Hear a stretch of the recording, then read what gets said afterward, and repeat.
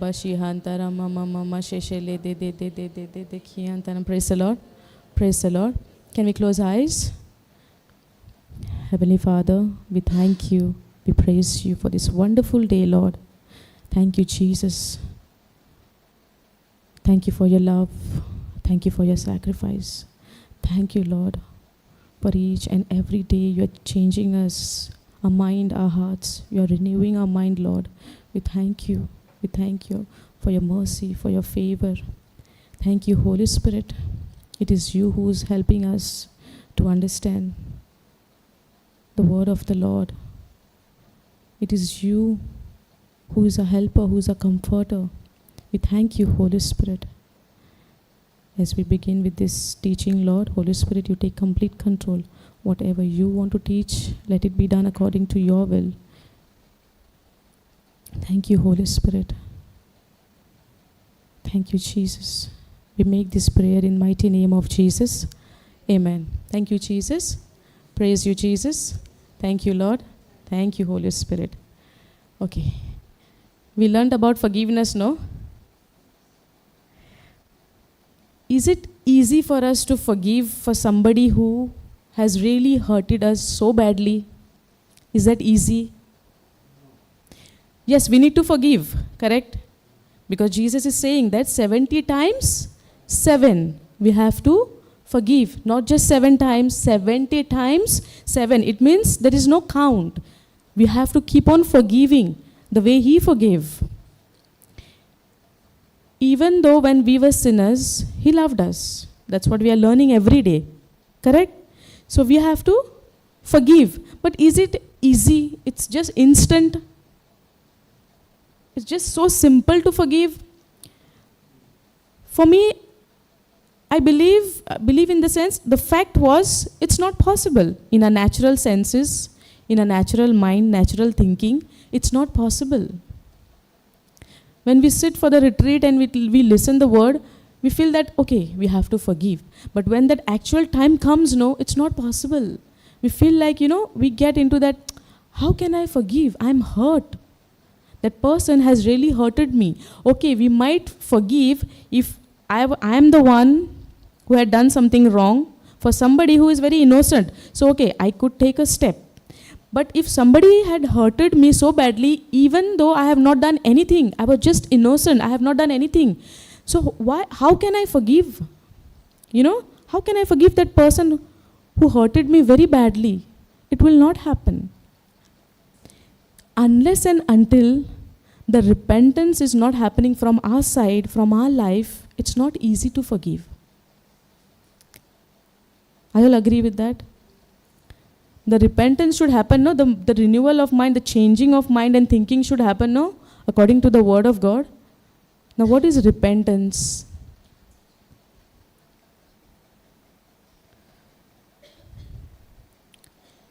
Anybody? Repentance?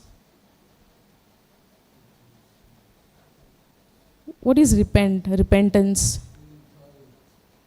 Feeling sorry.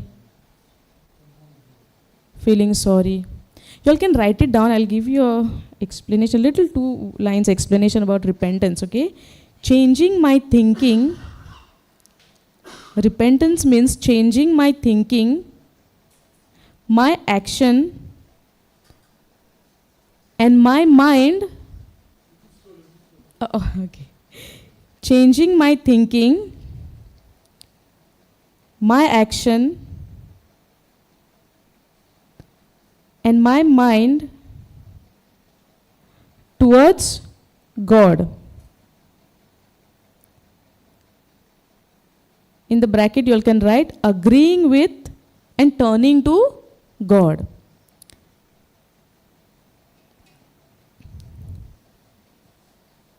You all want me to repeat again? Okay. Repentance means changing my thinking, my action, and my mind towards God. In the bracket, agreeing with and turning to God. So this repentance should be done first. If repentance is not done from our side, we cannot forgive. Because first of all, we need our forgiveness for our sins, our wrongdoings, right? Then only we can forgive. If I don't have something, how can I give that thing to somebody else? If I don't receive forgiveness from the Lord for my deeds, how can I forgive others? Correct? So, you all wrote the meaning of repentance, no? Okay, now also it says agreeing with and turning to God. Now that repentance, we just cannot take it from anywhere. We have to agree with the word of God. For that we have to know the word. Correct? Then only I can change my thinking, my action and my mind. So renewal of mind is very, very important according to the word of God. Not the world system, the word system. Okay? Now we'll take a parable of repentance. Have you all heard the parable of the lost son? The prodigal son? Heard, no?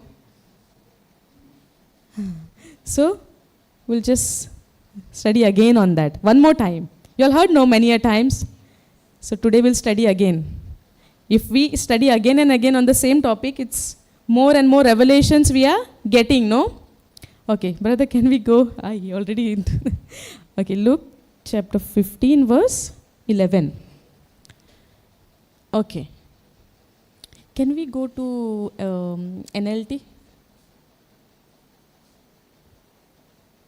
Okay. Okay. To illustrate the point further, Jesus told them this story. Listen carefully. Okay. A man had 2 sons. The younger son told his father, I want my share of your estate. Whose estate? Father's estate. Correct? Your estate now before you die. So before father dies, he wants father's estate. Okay? So his father agreed to divide his wealth between his sons because he had 2 sons. Then, a few days later, this younger son packed all his belongings and moved to a distant land. And there he wasted all his money in wild living. About the time his money ran out, a great famine swept over the land and he began to starve. He persuaded a local farmer to hire him, and the man sent him into his field to feed the pigs. The young man became so hungry that even the pods he was feeding the pigs looked good to him, but no one gave him anything. When he finally came to his senses, he said to himself, at home, even the herd servant have good food enough to spare, and here I am dying of hunger.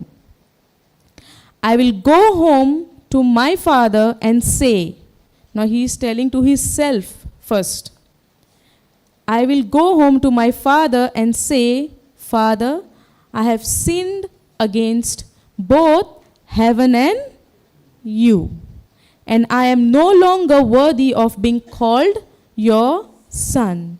Please take me on as a herd servant. So he returned home to his father, and while he was still a long way off, his father saw him coming. Filled with love and compassion, he ran to his son, embraced him, and kissed him. His son said to him, Father, I have sinned against both heaven and you, and I am no longer worthy of being called your son. I am no longer worthy of being called your son. But his father said to the servants, Quick, bring the finest robe in the house and put it on him. Get a ring for his finger and sandals for his feet. And kill the calf we have been fattening. We must celebrate with a feast. For this son of mine was dead. For this son of mine was dead and has now returned to life. He was dead and has now returned to life. He was lost, but now he is found. So the party began. We'll read the rest of the thing again, brother. We can go back to 11 verse. Okay. So you all got the story. So what is the story? Father had a 2 sons. One asked for the estate. He took his belonging and he left the house. And he spent all of his money. And then he realized that he had to go back. Because even the house servant having a good food and look at my state. Thinking of that, he came back. Got the picture, no? Now we'll go verse by verse. Now the youngest son told his father, I want my share of your estate and now before you die. So his father agreed to divide his wealth between his sons. Now the son must be not doing anything. He took his father's estate. Before he died, he wanted the things to be divided because he wanted to enjoy his life. It happens with us when we have money. Don't we feel like to enjoy our life? Do we think that where we are spending the money, how we are spending the money, is it necessary to spend on that thing? Or I can use this money for something good purpose? Do we think about that? Or we just think of, no, okay, I have the money, let's enjoy. Let's buy what I desire to buy. Don't we do that? When we have the money, we do that. Exactly what he did. He enjoyed with his money and finally the money got over. So in the same way, even we do the same thing. Now the next verse says, a few days later, this younger son packed all his belongings and moved to a distant land, and there he wasted. So the word is saying here, wasted. Now he enjoyed the money for whatever he liked. He has the desire, no? He had pleasure in some of the things which he liked. But the Bible says that he wasted.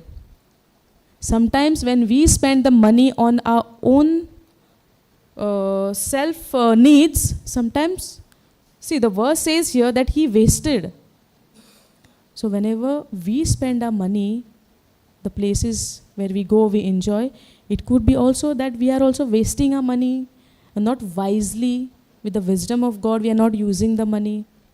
Correct? If we have a money, we could spend anywhere, but that's not the God's plan. That's not the God's plan that we can just enjoy for vacation, roam here and there. Is that a God's plan? The word says here that he wasted all his money in wild living. Are you getting a picture clear till here now? Okay. Now the 14th verse says, about the time his money ran out, a great famine swept over the land and he began to starve. Now money is finished. Also famine came, swept over the land and he began to starve. Money is finished, no work, where to go, what to eat. He was a son of such a rich man. In very short time maybe, he finished everything. Because the money was not his money, his father's money. So whatever things we have in this world, this is all belongs to our Father. Just because he gave us the dominion over these things, that doesn't mean that we should make misuse out of it. Are you understanding? God has given us the dominion, right? Morning, brother, yesterday also, Brother Jude was explaining that God has given us the dominion on all the things of this world. But are we using it in the right way? Now he got the things from his father and he wasted all his money in wild living. In the same way, we have so many things in this world. And God has given us the dominion over these things. And at the same time, we are telling God, give me this, Lord, I want this, Lord, I want that. Lord is telling, I blessed you with everything. But how we are using those things? Wisely, with the wisdom of God, with the knowledge of the Holy Spirit, with the understanding of the Holy Spirit. Everybody can have knowledge.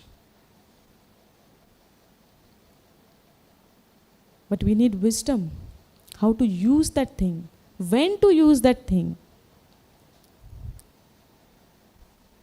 But do we have that wisdom? Are you getting?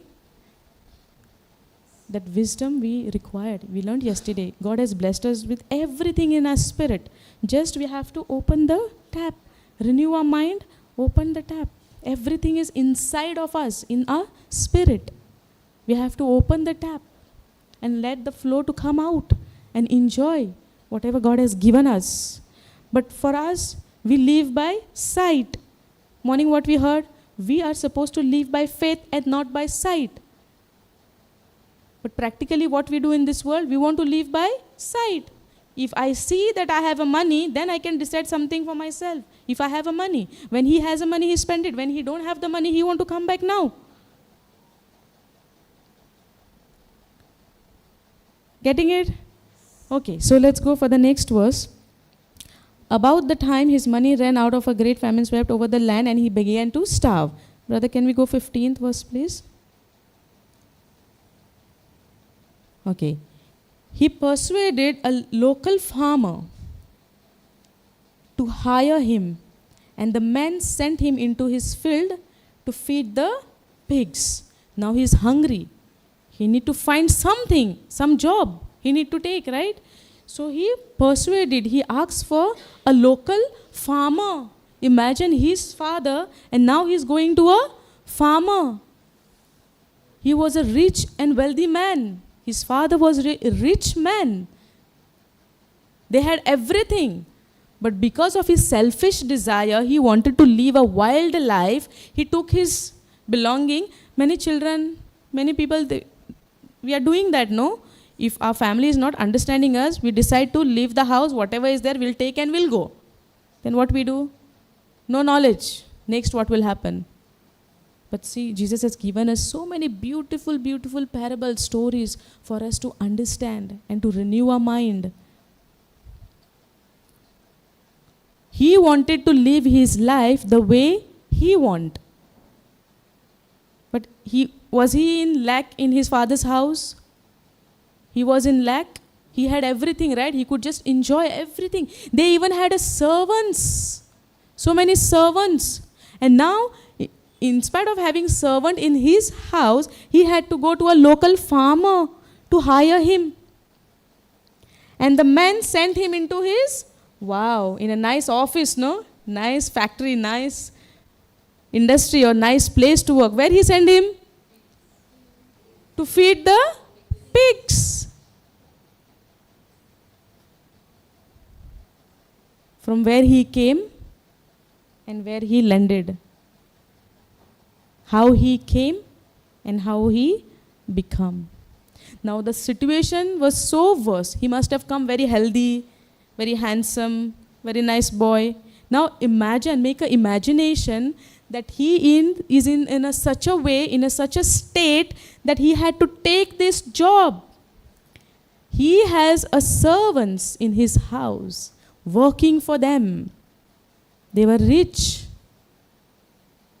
And now he's taking a job to feed the pigs. Have you done the imagination? A wealthy, healthy, a person, a boy, a man leaving his house with all of his state, his share, and he's reaching to pigs. Then the young man became so hungry that even the pots he was feeding the pigs looked good to him. Now imagine he has taken that job to feed his stomach. that he will work, he will get something, and then he will eat a good food, right? He can go and buy, and whatever he want, he can go and buy. But even that, whatever he was getting was not enough to feed his stomach. So what he did, even the pots he was feeding the pigs looked good to him, but no one gave him anything. When he finally came to his senses, now till here, he was not even thinking of his father. He was not even thinking of repentance. Now you are understanding what is repentance? Till here, the 16th verse, he is not even thinking of his father. That's why he went to a farmer to get a job so that he can at least survive. But even that income was not enough. The food was not enough, that he had to eat even the pig's food, and from there also nobody gave him anything. So now he doesn't have any choice. Now what to do? Now what to do? Now he is thinking. It's exactly what is happening in our life. We try to do from the beginning the way we want to live. And finally, when we realize that nothing is working out. For example, let's take an example of a sick person. If a person is sick, the first step a person is taking is if somebody is not well, he's sick, where he'll go? Hospital. Now his faith is on doctor. But the Bible says in 1 Peter 2:24, by the wounds of Jesus Christ, we were already healed. But how many of us we are going to the Bible and reading and believing and meditating into the Word of God? In the afternoon we learned, right, meditation on the Word of God for day and night is required so that we could live our life according to the Word of God. But what we think in a human sense, the natural senses, we are thinking of doctor. The first thing will come in our mind, Jesus. By his wounds we are already healed, right? So Jesus thing will come in our mind. Are we going to think about Jesus when we are sick? Are we going to think about Jesus when we are sick? We are thinking about to go to the rush to the doctor. When we go to the doctor, all the testing is done, everything is done, and the report is coming, there is no cure for your sickness. Then where we go? When the doctor gives the report, no cure for your sickness. Now what we are thinking of? Where to go now? Then we'll say, where is the best place where they give a nice healing? No teachings, healing. Do you know anybody who lay hands and give miracles? Who can lay their hands on me and I will be forever set free from my sickness? Do we do that in a natural way? Do we do that? Have we done that in our past? Yes. When we are sick, we are thinking of doctor. When the doctor have done all the tests, he'll give the report, so and so problem, no cure. Lifelong you have to deal with this. Example, you have to deal with this. So now we are thinking of, because I want to live a life, right? I want to live a life. I want to live in this world. There is so much more years are remaining. I'm still young. We say that, no? Now we are thinking, now where to go? Which place, spiritual place, where they can lay their hands, and if there is any demons, they will cast out the demon. They will lay their hands. And no teaching. Don't tell me about teaching, like brother said. No understanding teaching. Only place hand and say Amen, Kabar. Finish. Correct? That is our mindset. We wasted all of our years with this mindset. But the Bible clearly says in 1 Peter 2:24 that by his wounds, by Jesus' wounds, we are already healed. And that is in the spirit. That healing is present in the spirit. But because we are carnally minded people, because we are thinking from our mind, we don't know how to take that healing out.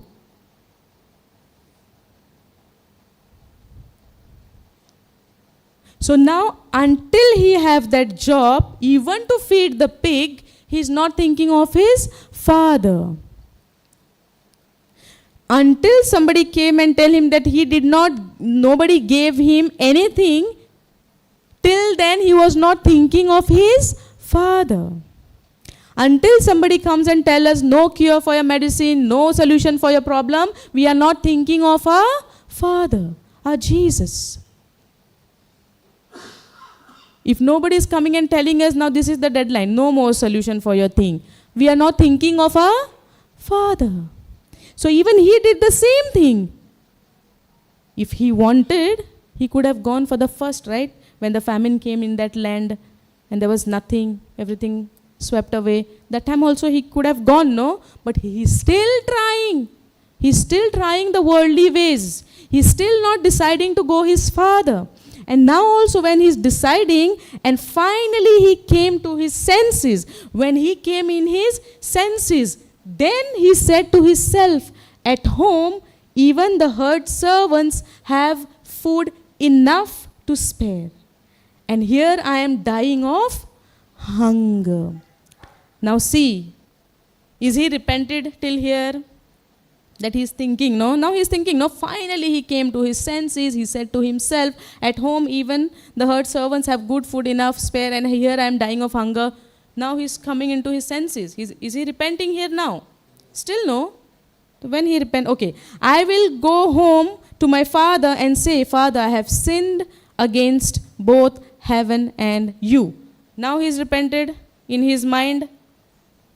Okay, how many of you all are saying yes, till here he is repented? You read the whole thing, no, till here? Just now you all said yes. Now to raise hand, nobody is ready. Huh? Okay, we'll see the action. Let's go to the next verse. And I am no longer, till here he is thinking, right? Now, so he returned home to his father, and while he was still a long way, brother, can we go down? Long way off, his father saw him coming, filled with love and compassion. He ran to his son, embraced him and kissed him. Now, can we go 21, please? Okay, now his son said to him, Father, I have sinned against both heaven and you, and I am no longer worthy of being called your son. Now, he already said to his father that he had sinned against heaven and his father. So, is he repented now? How many of you all are saying, yes, I want to see the faces first? Yes. You read, no? He repented, no? He said those words to his father, right? So, he repented. Now, raise the hand. No, I want to see the hands. Why you all are scared? Everybody agreed. When he thought in his mind only, he repented, right? Ready? Everybody agreed? Okay. Now, can we go back again the previous verse? Now, here is the twist. Now, listen carefully. You'll raise the hand, right? Everybody has raised the hand that he has repented. Okay, repentance is what? Okay, I will read it. See, repentance is changing my thinking, my action, and my mind towards God, agreeing with and turning to God. Agreeing and turning to God. Everybody say this, agreeing and turning to God. Agreeing and turning to God. Agreeing, why I am repeating this again and again, you will get to know this. Agreeing and turning to God. Agreed everybody now? Repentance is changing my thinking. He changed his thinking when he decided to go back. Now, then action, he started to go to his home. Okay? And his mind. Now, the two things are done. Changing his thinking is done. He already thought, and then he came also in the same verses, whatever he was thinking about to do, he already came to his father and he said those words, whatever he was thinking. So now, changing of his thinking is done. Changing of his action is done. Now, what comes next? The third one, and my mind towards God. What is the third thing? My mind towards God. In the bracket we wrote, agreeing with and turning to God. It's already by heart now, turning to God. The third point is turning to God. turning to God. Okay, the two things he had done. Thinking and action, two things done. The third thing is agreeing with and turning to God. Now, let's go back to that first where he was thinking. Okay? Okay, he's saying, I will go home to my father and say, Father. Can you repeat, everyone? Father, I have sinned against both heaven and you. Next. And I am no longer worthy of being called your son. Now read this verse. I am no longer worthy being called your son. Please take me on as a herd servant. Is he turning to his father or is he thinking of being his herd servant? Are you understanding? Who did not understand? So the third action, what he was supposed to do is agreeing and turning to God, turning to his father. But what he is saying over here, and I am no longer worthy being called your son. So he has not even yet understood what is repentance. Now because he is hungry, because he has no place to stay anywhere, in his selfish mind, he is coming. The first line he said it correct. I will go home to my father and say, Father, I have sinned against both heaven and you. This is fine. He said, I have sinned against both heaven and you. But now what he is saying in the next line, I am no longer worthy being called your son. He never understood the love of his father. Now when we say that we are repenting, don't we believe that my father will forgive me? In the olden thinking, we had that we have to do so many things to get the forgiveness from the Father. But now, after coming of Christ, we know that we are already forgiven because God is not looking for us through direct. He is looking for us through Jesus Christ. Are you all getting the picture? Now, the Almighty God is not looking for our action. The identity of mine is in Christ Jesus, what he has done for me. It is not based on my action. It is not based on my performance. It's nothing of my own. That's what we are studying now since Monday till today. We are studying the same thing. It is not about just me. It is about the Christ, what he has done, the sacrifice, the life which he had given on the cross. If we understand that, the sacrifice of Christ, we are 100% sure that we are already forgiven because he knew no sin, but he became sin for us.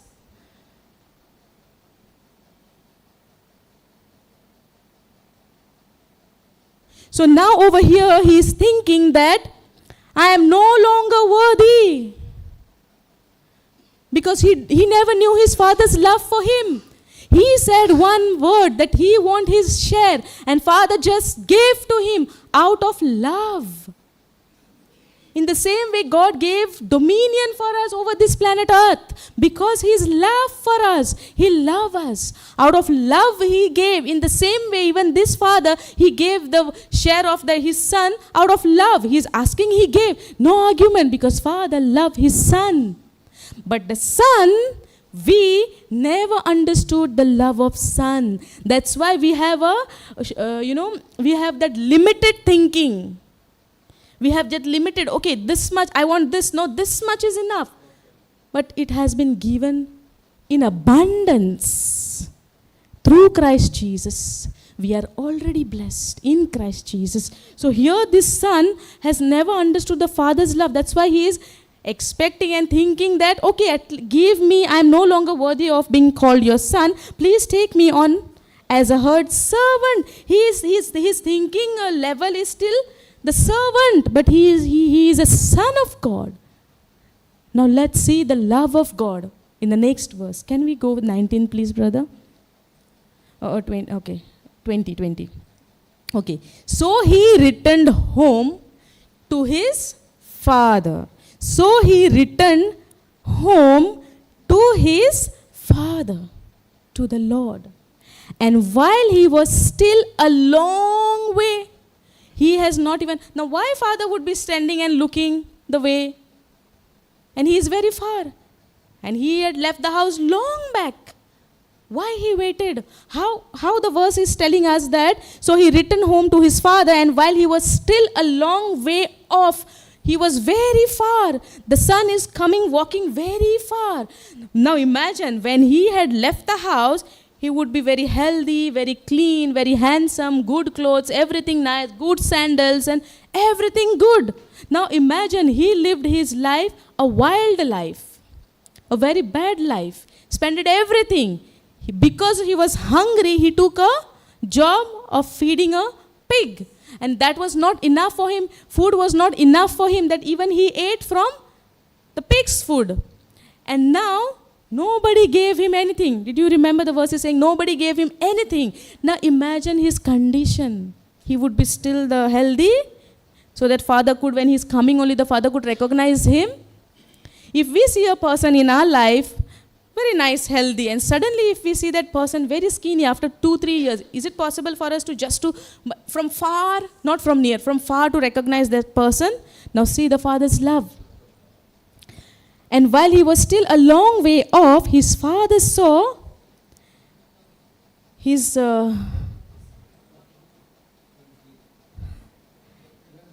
Okay, can we go a little down, brother? 22? 23? No, this. Okay. 20, brother. Can we go up? Okay, 20. So he returned home to his father, and while he was still a long way off, his father saw him coming from far. Are you all getting it? Are you all understanding it? We have to imagine it. Now the previous verses we understood, right? Now from here it says that the father saw him coming from far, long way off. Now filled with love and compassion. Sometimes when we commit a sin and we have a thinking, right? Will God forgive me for this sin? That day we were discussing, right? One sin I have confessed for more than 10 times. Thinking of what? Did really forgive me for this sin? Or do I have to say it again? Because the enemy is always bringing a lie. That sin, I don't think that it is forgiven. You have to confess again. This is the lies of the devil. But what father does over here, long way off, your father saw him coming filled with love. So when we repent,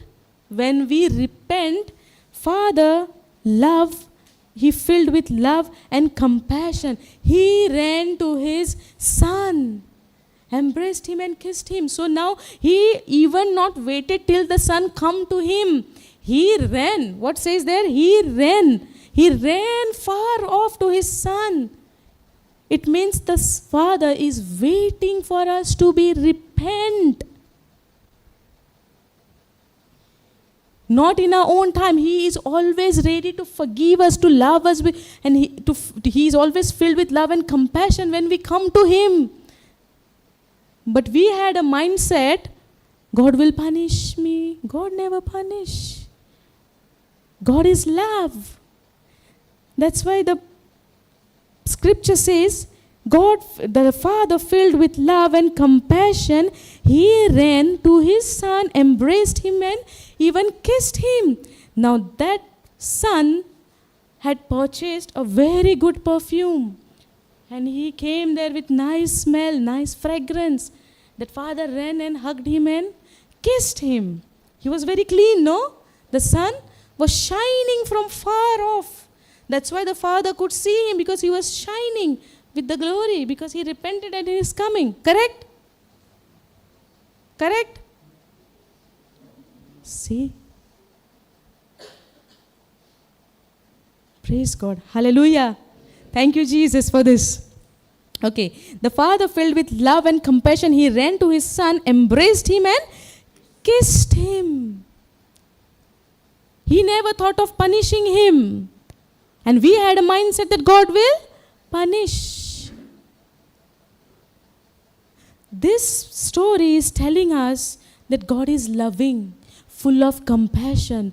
No matter what you do, He has already forgiven us through Christ Jesus. The good news is that this is a book of chapter Luke, but this is before Jesus died. But now we are in Christ. That is the good news. But how many of us are willing to believe that we are already forgiven, because God is full of love and compassion? In the book of James, in chapter 3, verse 5, somewhere it says, I am not sure about the scripture, that we have to take a first step. We have to take a first step. It means that we have to decide. Morning we learned in Romans chapter 12, verse 2, that there is two laws, spiritual law and physical law. Now which one we choose to operate in, that is matters. Now what we choose to believe, are we choose to live according to the world system, or are we choose to live our life according to the word system? We have to decide. Both things are there.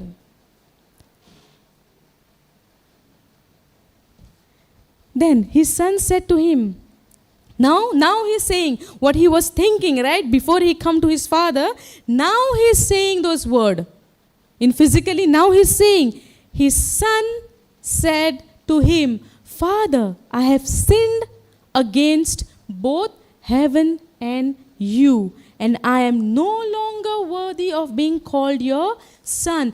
Whatever he was thinking, he spoke exactly the same words. Now, if he wanted, after this part, he could change this, right? After seeing Father's love and compassion, and after when Father kissed him, hugged him, he welcomed him, Father ran to him. After seeing all those things, did he have time to change his thinking? He had. He could change, because this statement is coming right after this. So he had a time to change his thinking.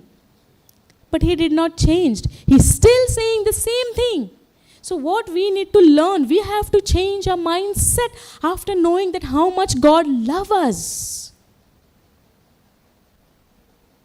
Hallelujah. So now till here, still he is not changing, not renewing his mind, still in that same attitude. But when he is saying this to his father also keep him as a servant, right?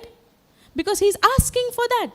He's not even asking. He thought about it before he come to his house, and now after coming also, after seeing love of his father, after seeing the compassion of his father, after seeing that father hugged him, kissed him, embraced him, after seeing all of these things, still he is not changing his thinking.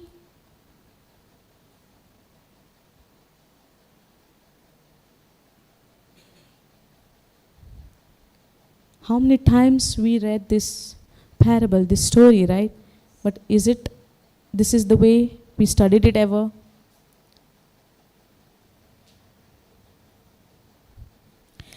So now, second time, thought is there. Then he came, and then he saw Father's love, compassion, everything he saw. The Father kissed him, hugged him, everything is done. Still he is into same old thinking, because he haven't understood the love of Father. He haven't understood. Now, what happened next? But his father said to him, is it? Now his father said to him, no, I have forgiven you. Don't worry, you're welcomed. He said to him, Father said to him, right? No? What I'm reading then? But his father said to the servants, quick, bring the finest robe in the house and put it on him. Now what father is doing, he doesn't care what you did in your life. What matters to him that you repented and you came back to home. Are you all seeing the difference? Father's love and our love to Father. How much difference? See, Father's love, God's love is unconditional. There is no measurement for that. It's beyond our imagination. Now, first he was thinking to be the servant, at least. Now he was selfish in his mindset. He was selfish.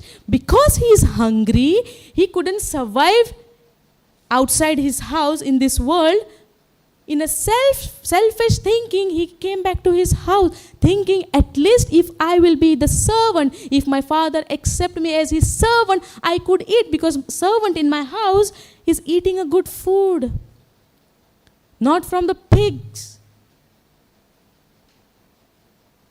See his mind, limited thinking. It's limited. But see the Father's love. What Father is doing? He is ignoring what he is talking. Because Father knows.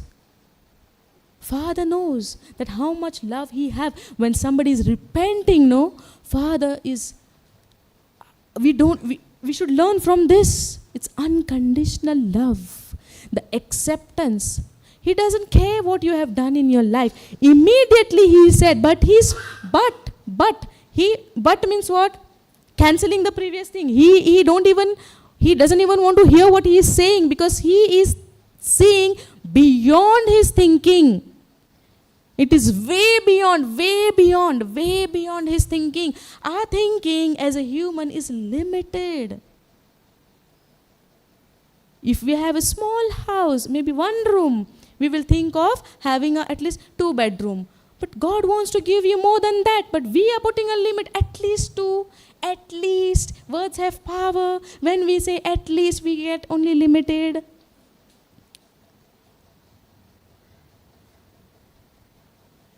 Are you getting it?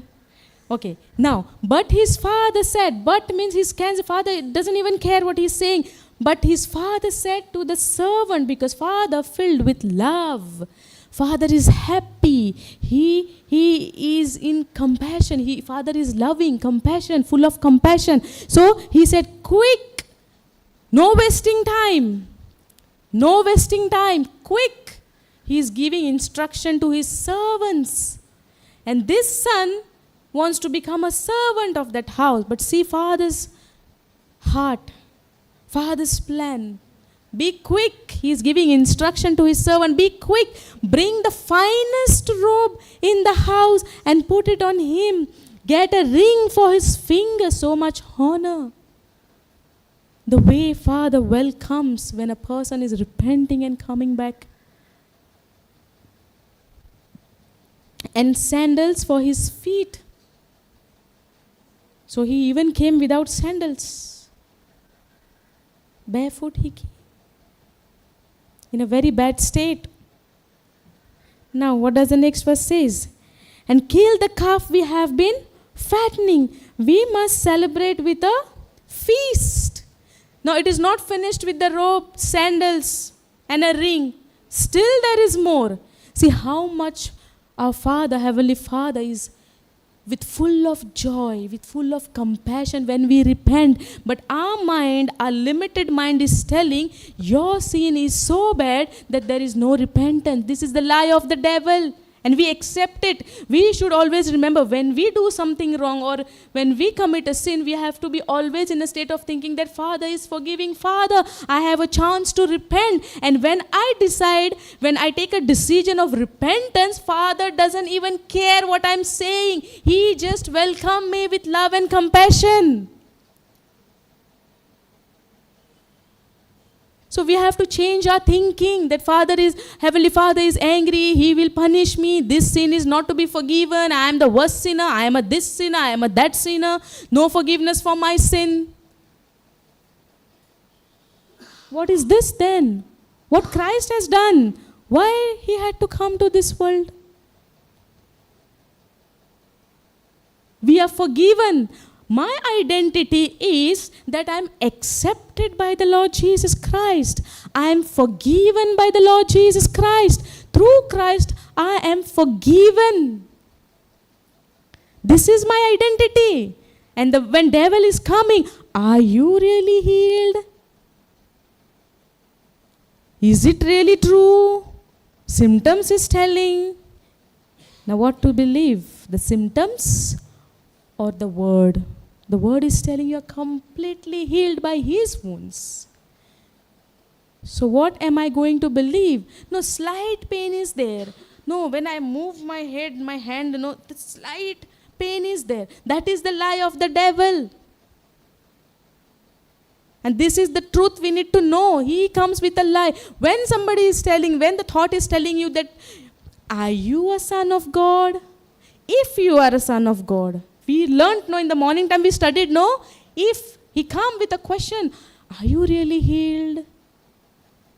But the symptom is telling you that you have a pain, slight that some sensing is there, the pain is there, you are not completely healed. So if I am going to believe what symptom is telling, it means I am denying the word of God.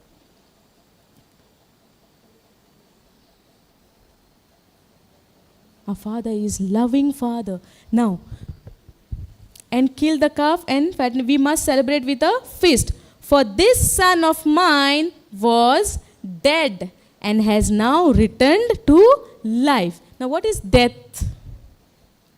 Morning somebody answered no, meaning of death. Somebody answered morning, meaning of death. Separation from the Father. Separation from the Father. Yes, it's correct. See, now the Father is telling, for this son of mine was dead. He was separated from his, he was really dead. He enjoyed and everything wasted and he finished everything and he came back. No, he was alive. In physically he was alive. But the separation from his Father. Separation from his Father. It says that for this son of mine was dead. And now because he came back to his Father in repentance and has now returned to life. Understood till here? So Father is calling him, he was dead because they had a separation. There was a separation. He left his Father and he went. He was separated from his Father. That's why the Father is calling for this son of mine was dead and has now returned to life. He was lost. He was lost. But now he is found. So the party began. So it never finished only with the cloth, robe, and sandals and ring. There was a party. There was a celebration. There was a celebration. Now, you understood till here? Brother, can we go to Luke 15:10? Now there is a party. I'll getting it. There is a party. Now, in the same way, read this scripture. See, in the same way, there is a joy in the presence of God's angel when even one sinner repents. Now, what is this promise? What is this scripture says? In the same way, there is a joy in the presence of God's angels. It means even angels, they rejoice on one sinner who repent. How much joy in the heaven when one person is repenting. But the lie of the devil is, your sins are very big. No forgiveness for you. You have to die with this. He come, no, with the lie. But the good news is we are already forgiven in Christ Jesus. Now, it doesn't matter what I do. It is what Jesus has done. Now, the good news for us now, this is before Christ died on the cross. But now, for us, the good news is that through Jesus Christ, we are already forgiven. Now, my part is to believe on that by faith. It's not just about believe. It's about to believe by faith. That faith, what is faith? What is faith? Yeah, that is the full definition, right? But in a short, if we go to see, faith means believing on the unseen. Understood? believing on the unseen. The things, and we see in 2 Corinthians 4:18 that things which are sin, which we can see is temporary, and the things which are not sin is eternal. So when we say by faith, faith is something that we are believing on unseen, and unseen is eternal.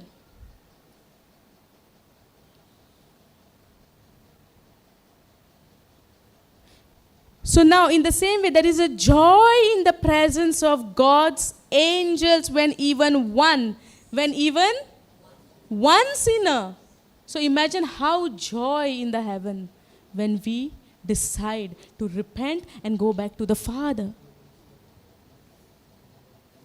Repentance is changing your thinking, changing your action from old to new according to the Word of God. It's not just changing your thinking according to the world system. No. It says according to the God system, according to God's Word. We simply cannot say that I have repented from my sin according to the Word of God, because the promises which we get is in the Word of God. The promises which we get is in the Word of God. We simply cannot take the things from here and there. We have to see if it is coming from the Word of God, from the Bible, or from where. We should not get deceived with any other things from outside. We have to make sure that is it from the Word of God, then only I am going to believe. Nothing from outside. Because I believe in the Bible, in the Word of God by faith.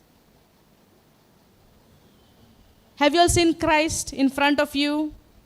How many of you all have seen Christ, Jesus in front of you, coming and talking to you? How many of you all have seen me speaking here, physically standing? You all can see me, right? Have you all seen Christ? Not seen, but we yet believe. By faith. Faith is believing in the unseen. So all of the written word is by faith. By faith we are believing this. We haven't seen Christ live physically, yet we choose to believe. Why? Because the word says. We are got introduced to Christ through his written word. We are speaking to Christ, and Christ is speaking to us through the written word. Are you all understanding? Now, you all understand till here that even one sinner repents, there is a joy in the presence of God's angels. It's not only Father is happy. He's happy. He's full of love, full of compassion. He ran to his son. He hugged him. He embraced him. He kissed him. That's the love of Father. So we have to be very, very careful which words we are listening. Is it from the Word of God? Your friends might come and give you something. Hey, you have done so and things. And just because you came from the retreat, you're talking like this. No. These sins cannot be forgiven. They can come with the lie. It is not your friend. It is the devil who is using your friend to speak to you, because to take that seed away from you, because you are listening to the Word of God. Now Christ is speaking to you through this. Now Jesus will not come here in physical. He is talking to us through this. The Holy Spirit is speaking through me to you all. It is not me, it is the Holy Spirit who is teaching. Because Jesus said, I have to go to my Father so that I can send you a helper, which is the Holy Spirit for your advantage.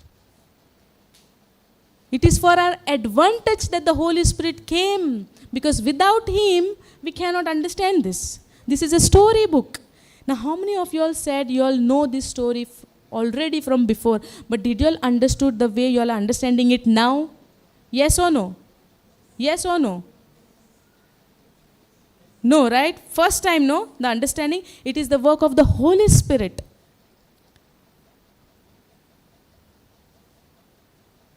In all of these years, we were believing that the prodigal son, yes, I know, one son, he take the wealth of his father, he goes and he come back, he repent and father forgives and everything is done. Correct? But when he came to his father, father did not even listening what he's saying. Father just accepted him the way he is. In the same way, our Almighty Father, Heavenly Father is not seeing what we have done. He is seeing what Christ has done on the cross, and we are already forgiven through Jesus Christ. This is the good news for us now. Understanding? So till here, okay. Brother, can we go down now to the last for the second son?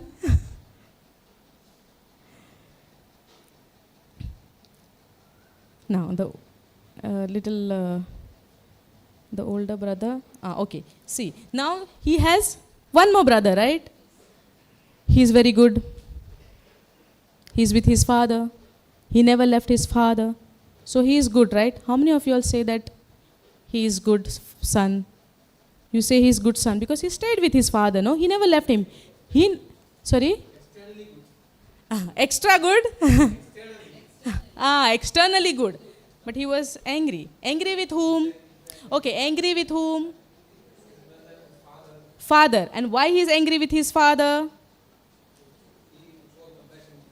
Okay, see, now listen carefully. Now, all of these years, when we heard about the prodigal son, we were believing that the older brother who was staying with his father is a good son. But he was good. Now I'm speaking about what we were heard about the story in the earlier days. So now the thing is, what we believed is that the older son was really good. He never left his house. He never asked his share. He never left his father alone and he went away. He stayed. But he got angry. He got upset externally, internally, no matter what, in which way. But we believe that he got angry when his brother returned to his house, and because his father showing love and compassion towards his younger brother, he is angry. Correct? He got angry only when his brother returned. Correct? Right or wrong? Raise your hands. Right or wrong? Correct, right? So otherwise he was in love with his father. He is loving son, no? Because he never left his father. He is very much in love with his father. He is working for his father. Correct? Correct? Right, no? So when the younger brother came, he is upset, he is angry with his father because he accepted him. Because his question is, the one who left you took his share and went away, and now he lost everything in all the bad works, and he just came back and you accepted him. So sometimes we have that, no? Martha and Mary also we know, right? Martha was cooking, Mary was listening the word. Now Martha is angry with Mary and even upset with Jesus that Jesus is not telling her to go and help. Correct? You all heard this story, Martha and Mary? Okay, so in the same way over here, this older brother, it's written angry, okay. The older brother was angry. What? Angry. And wouldn't go in. Now he is so much in anger that he don't even like to go inside and see the scenario because he just heard from the servants. Okay, his father came out and begged him. So now imagine how much he is angry that his father has to beg. When a person is begging, why? Now what is this word is saying over here? He begged. Father is begging in front of the son. So how much love the son is having for father that he is allowing this to happen, that the father is begging in front of the son. See the situation over there. Is there any love in his heart for his father? He is allowing his father to beg in front of him. So why the scripture is saying that he begged? So imagine how much he is refusing and arguing with his father. It is not mentioned over here. It is the revelation we should understand from this verse. Angry and father is begging. Why somebody has to beg? Because he is arguing with his father. He might be having fight with his father. Why? Why did you take him back? He is the one to live and go, right? So you are accepting him now? Now he is angry and wouldn't go The older brother was angry and wouldn't go in. His father came out to take him inside. He's begging because he is keep on refusing to go. And he made his father to beg. We'll go for the next line. See, but he replied. Now the son is replying. After father begged in front of him, now the son is replying. He waited till the father begged in front of him. But he replied, all these years I've slaved for you and never once refused to do a single thing you told me to. And in all that time, you never gave me even one young goat for a feast with my friends. Now I'm reading the scripture again. Listen carefully. But he replied, all these years, after the younger brother left the house. So it's been years now. Now it says, but he replied, all these years I have slaved for you. Now, what is this word? Slaved. When a person can use a word slaved? In a relationship of father and son, a father can say to a son can say to his father that so many years I slaved. So what was his thinking in his mind? So is it he is angry to his father only when the younger son came back, or what was his thinking about his father related to this scripture, this verse?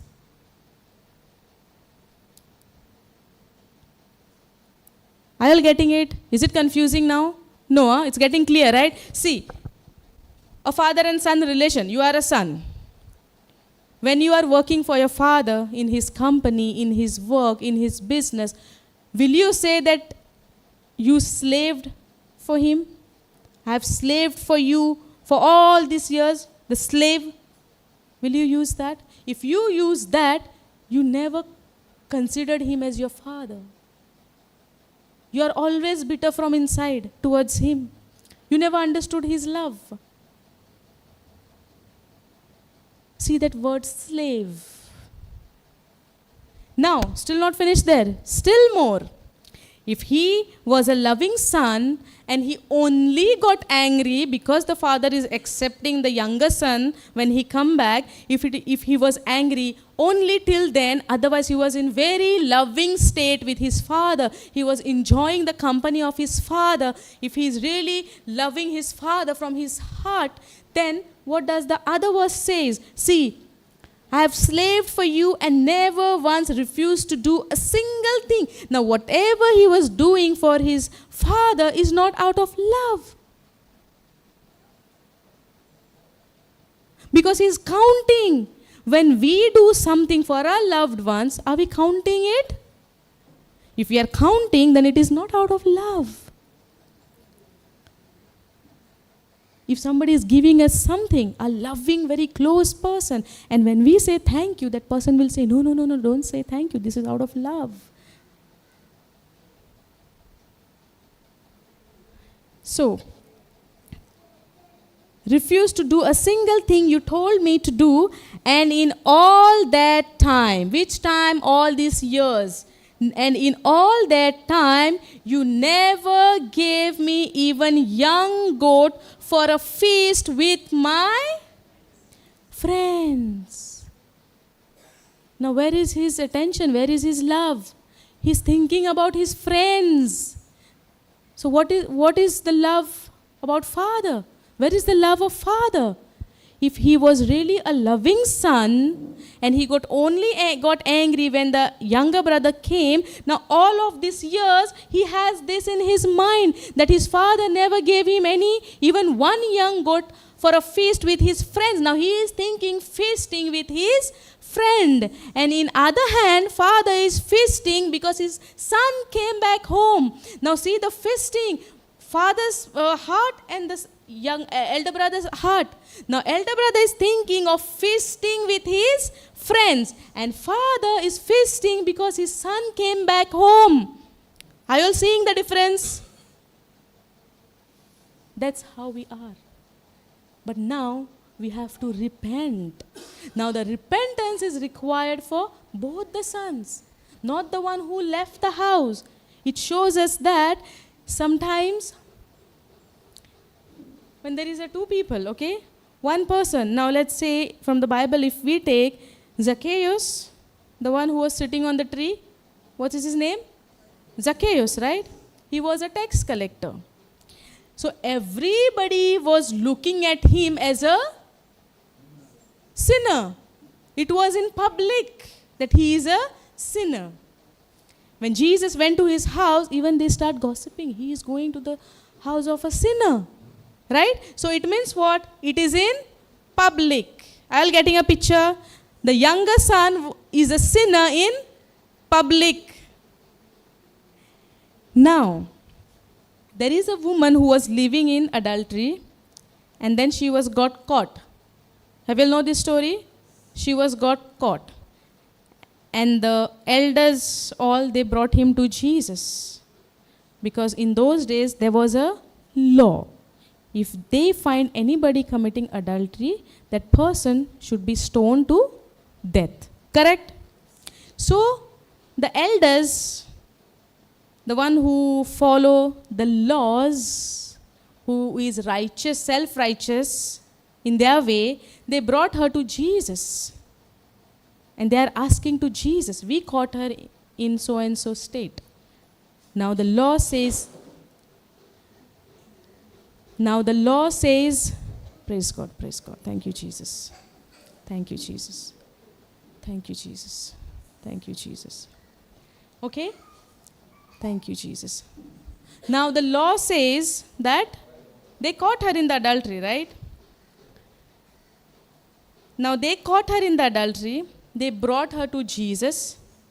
Now to take a decision. Like the law says this. Now what to do? Then what Jesus said, if anybody knows what Jesus said. Who is without sin?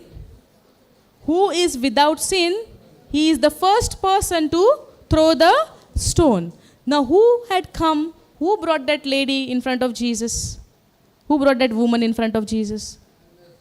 The elders.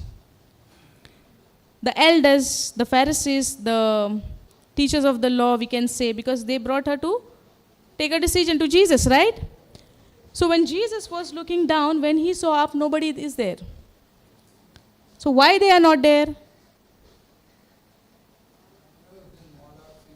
All are sinners. Everybody is broken from inside. Let's not put that sinners, okay, but everybody, even the public sinners who people can see. Now Zacchaeus, all the public, they know that he is a sinner. When Jesus went to his house, they even said, he is a master, he is going to his house, he is a sinner. Correct? But in this situation, now see the two situations. In Zacchaeus' situation, the public, they know, everybody know that he is a sinner. The first younger son, everybody knows that he had committed a sin. He went outside, he enjoyed a wild life and everything. Now the younger one, nobody knew, but the sin was inside. He wanted to feast with his friends. He's counting that all these years I have slaved you. There is no love. So even he is in a sin. So the second story where we see that when they brought that lady, that woman in front of Jesus, when Jesus saw up, nobody is there. But people, all the public are thinking that they are the righteous. That's why they brought her to Jesus. Have you all understood this? So the younger son over here, it says that nobody knew. They thought that he got angry just because father is accepting the younger son. But he has the sin from the beginning. All these years, I have slaved for you. He's counting, he's measuring, he's thinking, my father is not giving any young goat to feast with my friend. You never. And then he opened up. So all of these years he had this. He was asking, he wanted to feast with his friend and not with his father. But father's heart is what? He want to feast. When that son, the younger son came back home, he want to feast with his son, with his children. Father want to feast with his children, but this son is thinking to feast with his friends. It was there in his mind. So we learn from this that everybody, we need a repentance. Just to turn our old thinking and turn to agreeing to the word of God. We are already, the good news is now that we are already forgiven in Christ Jesus. Now our job, our part, our labor is only to believe what Jesus has done and live our life according to what he has done.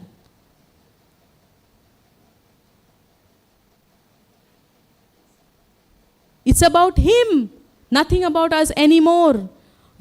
Our job is to live according to his word. As we said in the morning, in our spirit, everything is given. In Ephesians 1:3, God has blessed us with every spiritual blessings. There are two laws, physical law and spiritual law. And whoever get involved in it, the result will be same. If you go according to the spiritual law, and if you obey the word of God by faith, if you believe, you receive all the healings which is there in the spirit. Which is there in the spirit. Everything is in the spirit.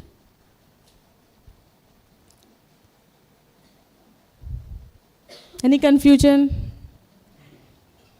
Have you all understood? I believe that it was easy for understanding. Praise God. Any question related to this teaching? Praise God. Okay, everybody is praying in tongues, no? I have 2-3 points I want to give you all, and then you all can write it down.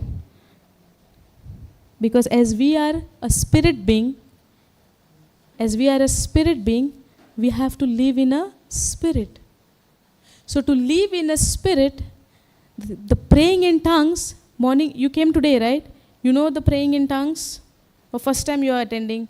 First time. In online, in JCILM, we have many teachings of tongues, of the Holy Spirit. You have to go through that, then you'll understand about the tongues.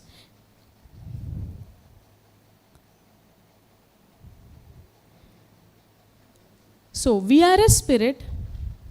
Our spirit is possessing a soul, and we are living in a body.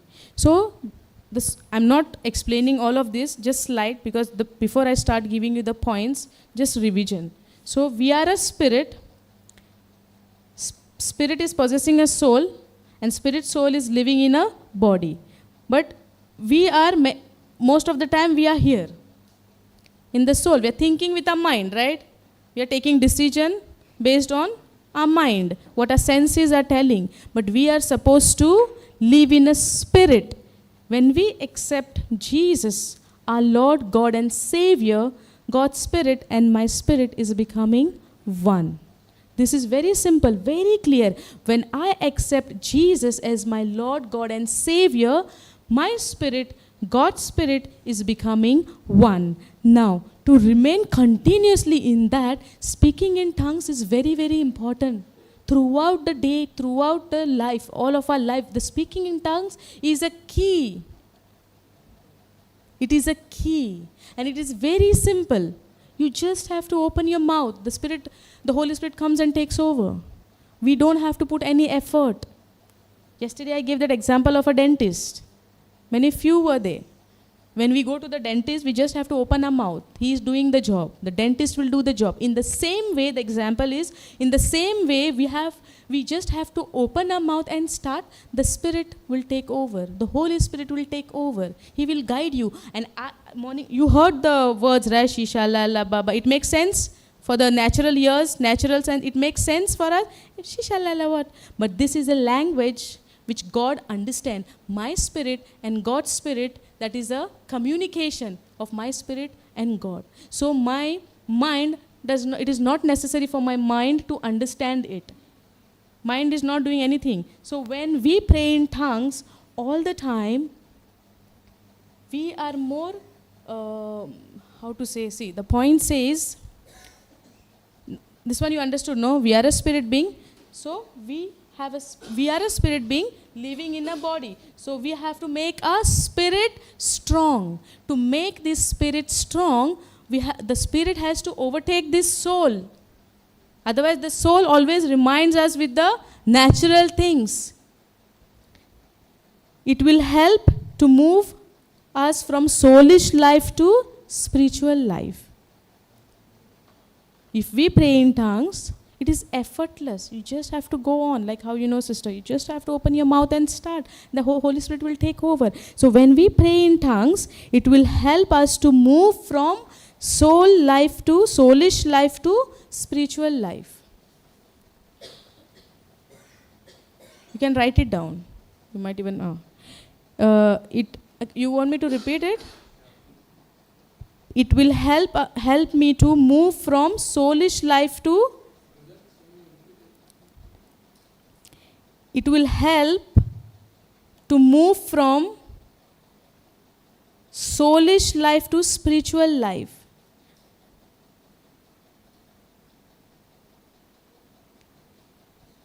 It is key to unlock spiritual treasures.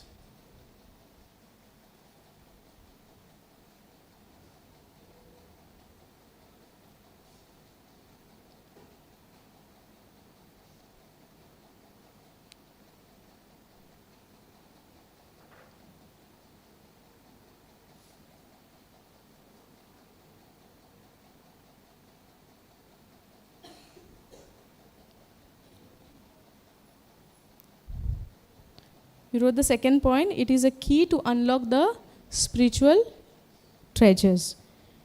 The 2 point I have, but explanation I can give is, now, as a believer, it is available to everybody. The one who believes. It is available to everybody.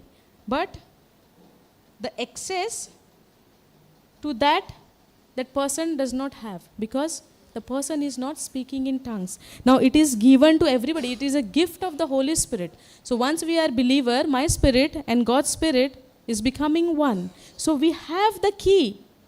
But the only thing is we have to start, open it. We have to open our mouth and speak. To hear from God, we have to build a spirit man. Our spirit, to speak to God, to hear from his voice, we have to build a spirit man. And to build this spirit man, we have to speak in tongues. But if we don't have the right knowledge of this, it's not easy. It looks very funny for us. I felt the same thing in the beginning. For the first time, I found it very funny. I was wondering, what is this? But when not me, by the help of the Holy Spirit, when He make me understood the benefits, the importance of speaking tongues, it really changed my life. When I started to speak in tongues, my life was completely changed and never the same before. It is completely changed. It says like spirit man gets stronger. So now to make a spirit man stronger, we have to speak in tongues. So to make a spirit man stronger, we have to take a decision to speak in tongues. So when we take a decision, now only we need to take a decision to speak in tongues. So when we start to speak in tongues, by default, automatically it can take over our soul. The soul gets stronger by default. No, when we speak in tongues, when spirit gets stronger, by default the soul has to get stronger after that. So when our spirit is stronger, the soul power will not take over the spirit. The spirit can take over the soul. We will take our decisions through our spirit man. We will not see the physical. Understood? Any questions regarding this teaching? Or shall we close? Okay, no? Okay, can we just close eyes?